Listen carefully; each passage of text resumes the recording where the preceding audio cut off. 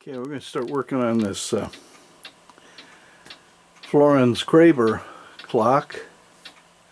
This is the case. What I can find, it dates from about 1868. Let's see if we can see the label inside. Put this down. Wow.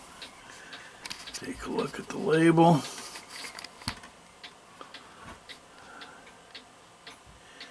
Okay, this guy was a marketing person. He made his own cases, and then he had the movements made by other people. New Haven made quite a few, I guess. Former partner went to work for Gilbert, so I imagine some of those movements may have come from Gilbert. And then there was a Phelps and Bartholomew was another, from Ansonia, New York, was another manufacturer of movements that made for this fella. And we're going to fix the movement in this one. And I gotta say, I have not seen very many that are as in nasty a condition as this one. Here it is. It's pretty ugly. The grease is really basically dripping off of it.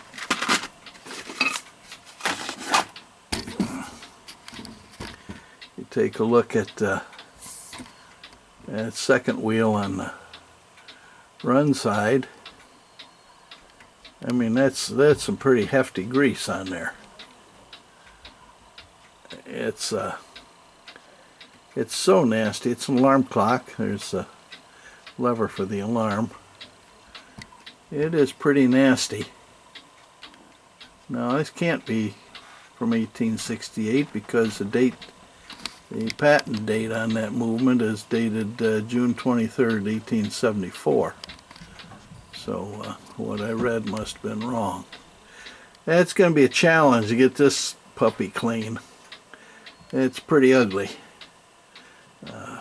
Work on this one. I think what I'm going to do is put on a pair of gloves before I try to start messing with it, or I'll have grease on my hands and won't be able to get out. Workbench here is starting to get kind of messy. First thing we need to do is take this off of the backboard that it's attached to.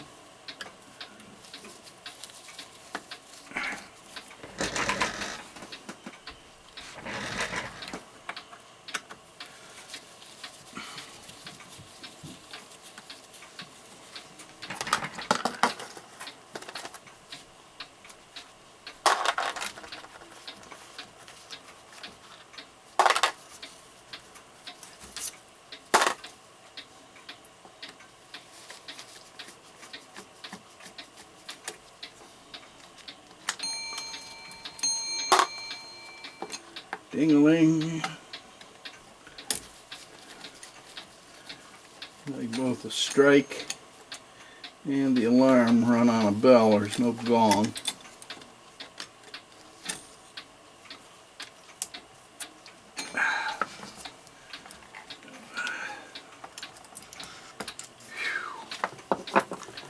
And we'll deal with the alarm mechanism after I clean the movement. We'll set that over there. And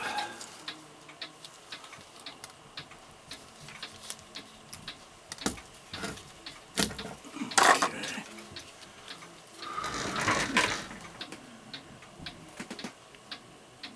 Pretty nasty looking. Very, very dirty. Oil and grease all over the place. Get a good look at this before we work on it, so we can take a look and see what it looks like, the difference it makes after we're done. Okay, so the first thing we want to do is let these springs down, but Also going to get that wire out of the way that runs the alarm.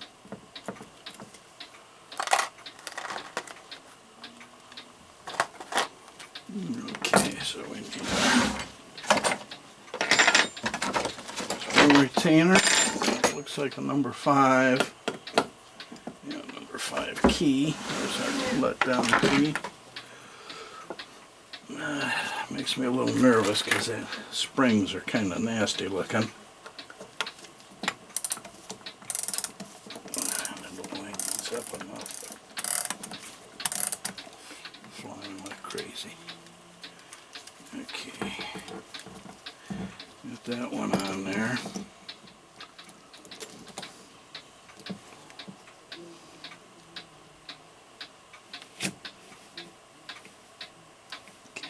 That slide through the hand until it's all let down. Okay, let's see the other one.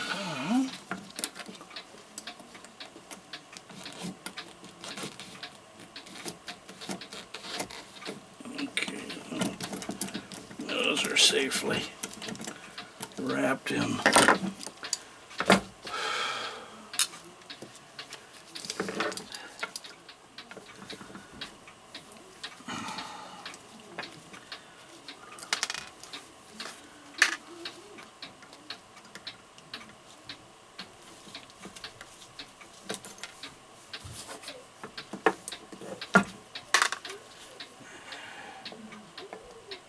Pretty dirty.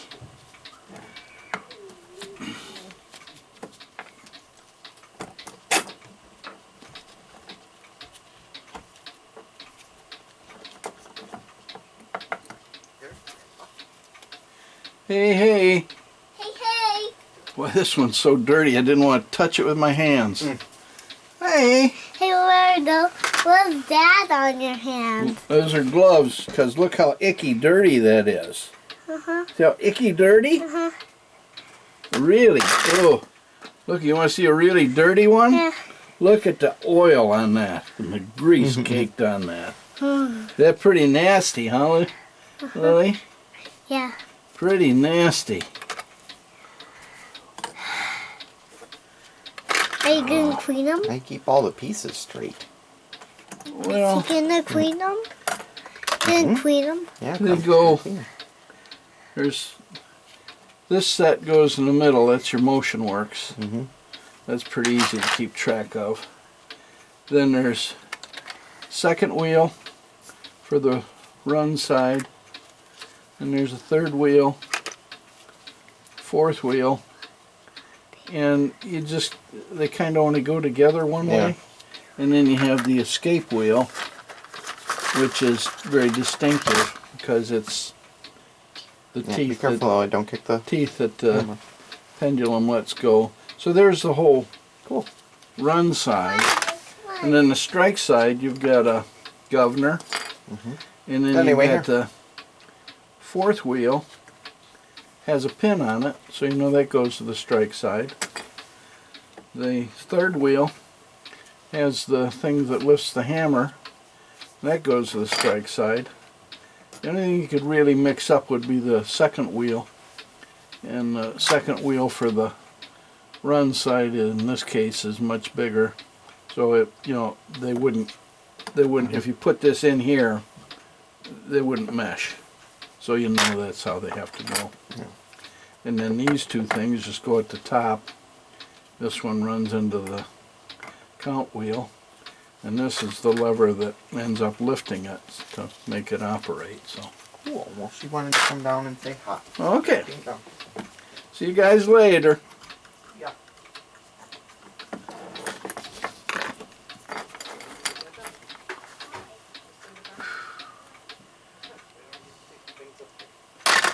Clean those in a bit. Next step will be to take. Oh man, is this dirty? That's I say that's pretty gummy. Let's see here. It's all dirt. Pretty dirty. I don't know what on earth they did with this thing, but man, is it dirty. I should get a wing nut for that thing and make it a lot easier. The way this works is this is, my father-in-law made this, copied it from a commercial one. Made a mold, cast it out of bronze. It's actual solid bronze. So you put the end of the spring there, and you clamp it down with this little gadget. Although I don't know how I'm going to do that. Well, maybe it'll go in there. Clamped. And I like to have a third hand, so I'm going to put my little vise here, and then we'll put this in here.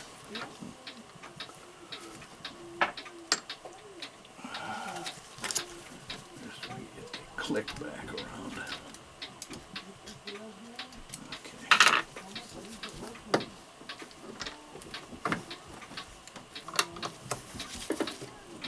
Oh man. Oh, this is gonna work.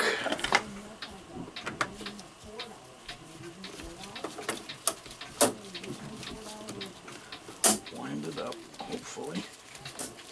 Come on, make it this time. Makes me nervous as hell. Okay, we got it off. Now we just let this down. There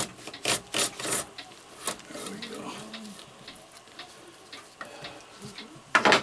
Center hole was slipping the bead heck.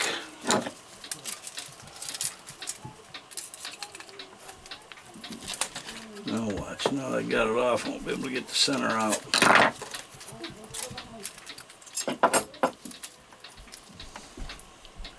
Pretty nasty looking. Pretty nasty. We'll see after they come. It doesn't do.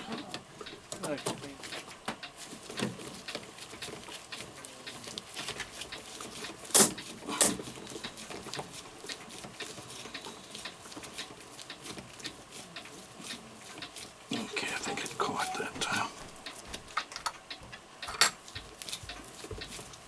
Just a little bit. Come on, hang in there, buddy. Hang in there. Okay. Clamp is off. Let her down. And now the springs are safe. Yeah, I think those puppies are.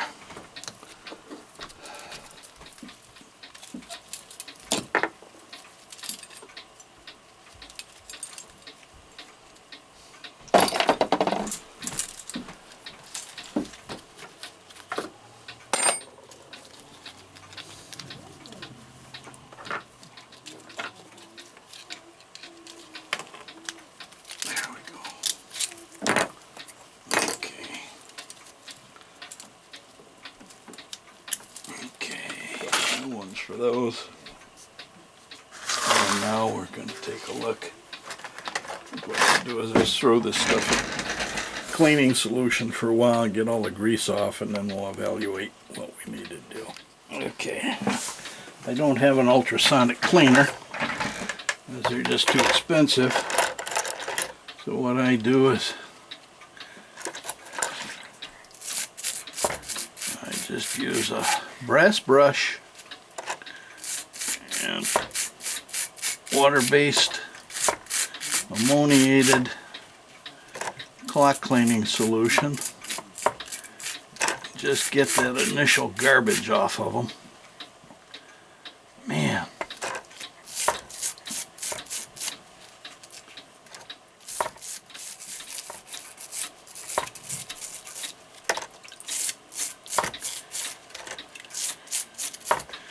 Yeah, it gets the heavy grease and what have you off so that I can have an easier time checking for worn bushings and that kind of thing. What they did, somebody must have soaked this in. Look at this. Looks like copper.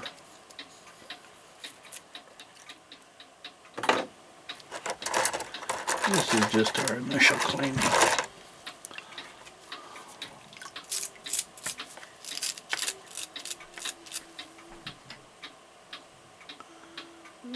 Pretty good groove worn in that pallet.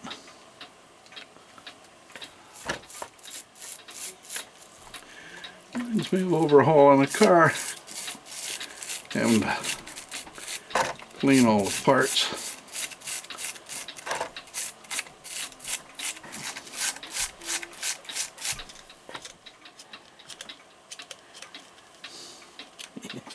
Even if I had an ultrasonic cleaner. Ultrasonic, I don't think it'd touch this stuff. It's like rock.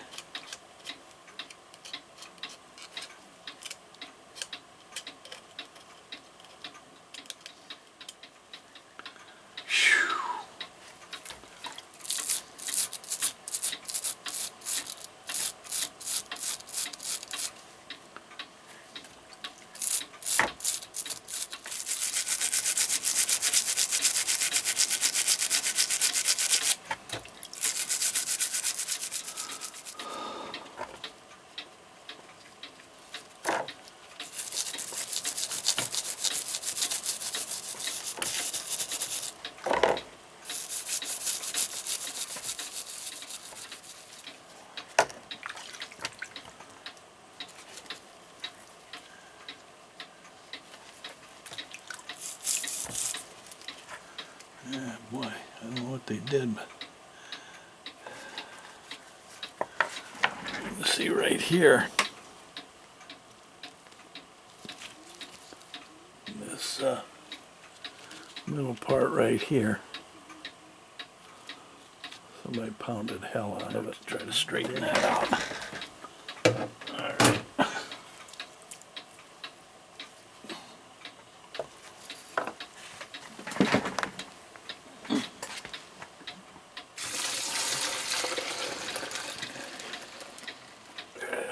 Let that sit in there for a while, hour or so. And we'll come down and rinse them, dry them. Then we can start putting things back together to check for wear and where we're going to have to replace bushings. These nitrile gloves are a little nicer than those latex ones. Top on this and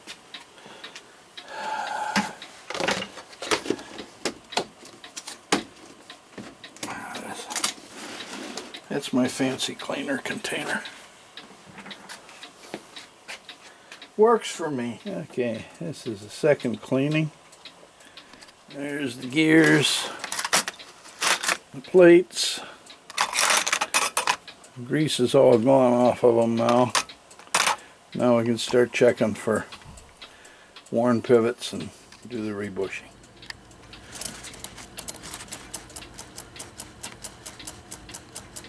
Second wheel, front, time side. Third wheel needs rebushed.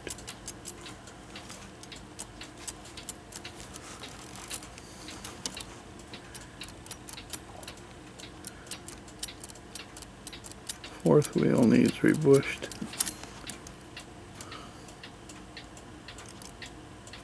Escape gear needs rebushed. Second wheel needs rebushed.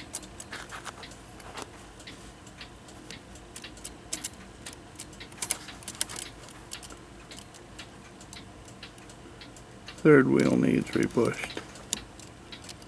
Fourth wheel needs rebushed. And escape gear needs rebushed. Okay, so basically 1, 2, 3, 4, 5, 6, 7, 8 bushings just for the run side. It would run but with the wear that's in it, it's not going to run long. Here's the label, the stamp on the front plate. Do the time side front plate first. We've got 1, 2, 3, 4 to do. So just to save time, we're going to measure each of the pivots. So I know what I've got to do. Alright, so we know we're doing them all. And the time side, number 2 wheel. And this will be front.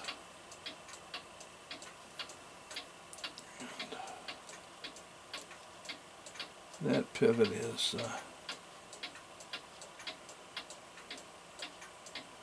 1.74 millimeters. And the back side is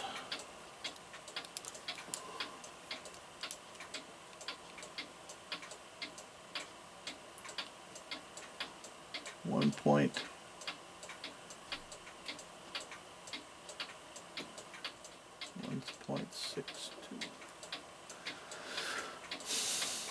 1.39 millimeters. Number 4 wheel. Front side.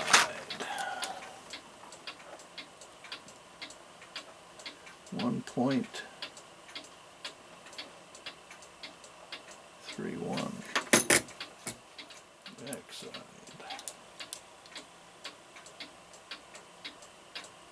1.29. Okay, very good. Before we do those, I'm going to polish the pivots and remeasure.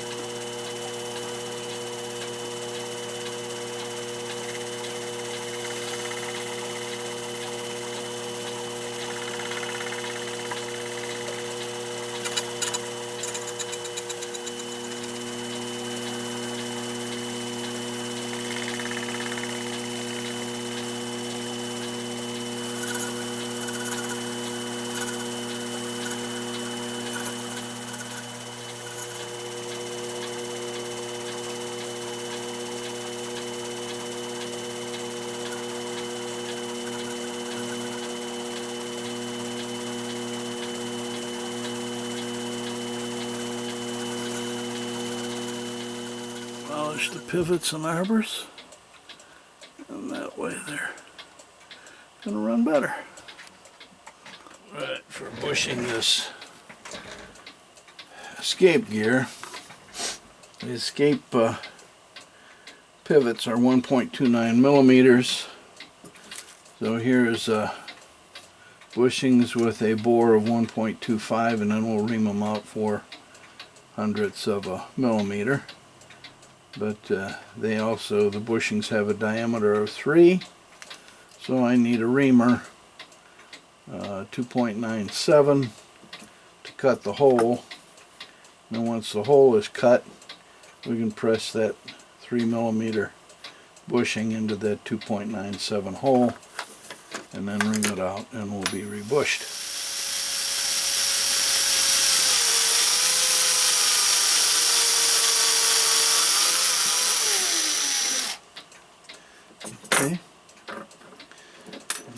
the same on the other side.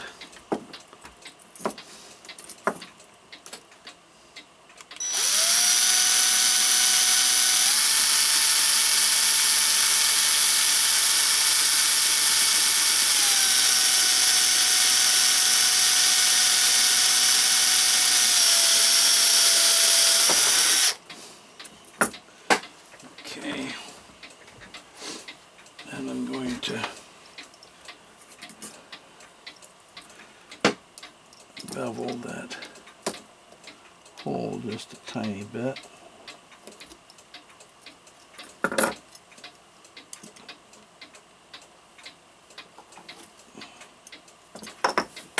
I need a block. There's a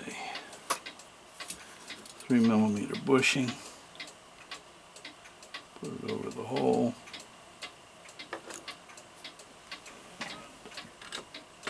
I need a stake, a little hammer.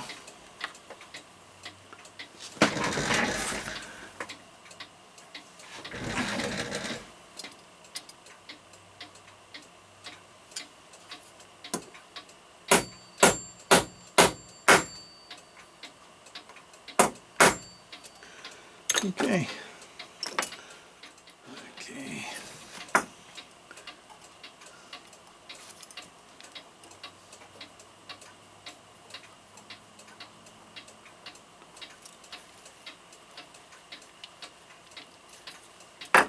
See how close we are on that.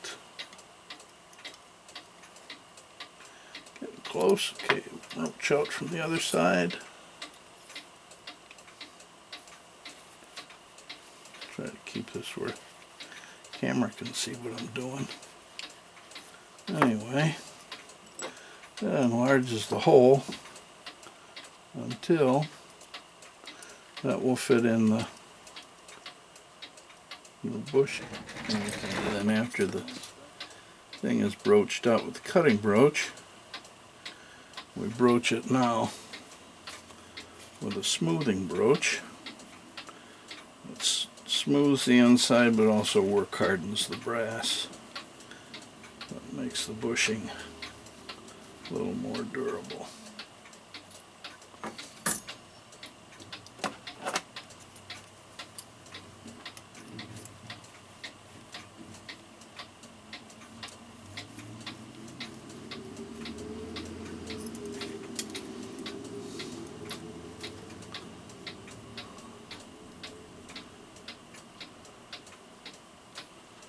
Okay. Alright. Then what we want to do now is escape gear's pain in the neck to deal with. And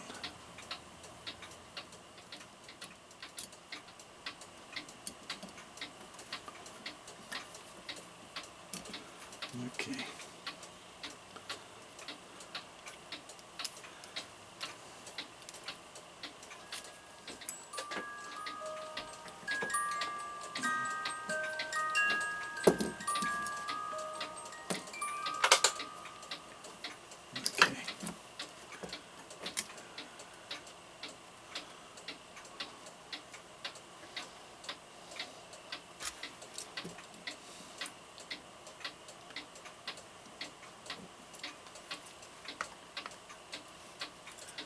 Okay, it's a little tight. Now, there's the new bushing here. No slop. New bushing on the back.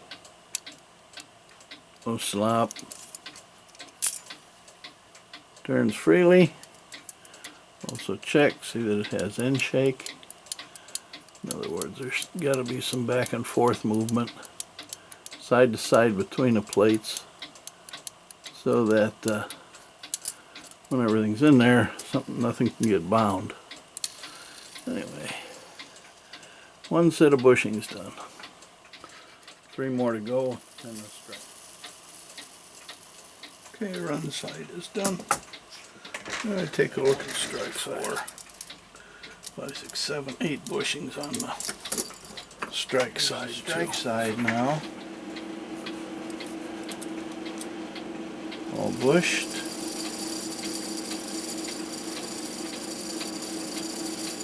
Worn looking now. So now we can clean this up. So got to re-lube the spring.